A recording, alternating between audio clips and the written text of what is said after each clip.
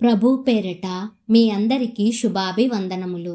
ఈరోజు మన అనుదిన వాక్య ధ్యానమైన ఎడారిలో సెలయేర్లలోని వాక్యము. మొదట నుండి మనకున్న దృఢ విశ్వాసము అంతము మట్టుకు గట్టిగా చేపట్టిన ఎడలనే క్రీస్తులో పాలివారమై యుందుము. హెబ్రీయులకు రాసిన పత్రిక 3వ అధ్యాయము 13 నుండి 15 వచనములు.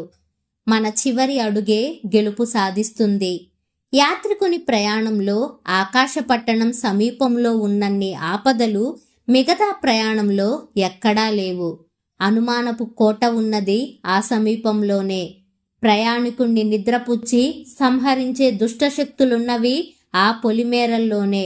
పరలోకపు వైభవం ప్రత్యక్షమైనప్పుడే నరక ద్వారాలు తప్పించుకోలేని శక్తితో మనల్ని ఆకర్షిస్తుంటాయి.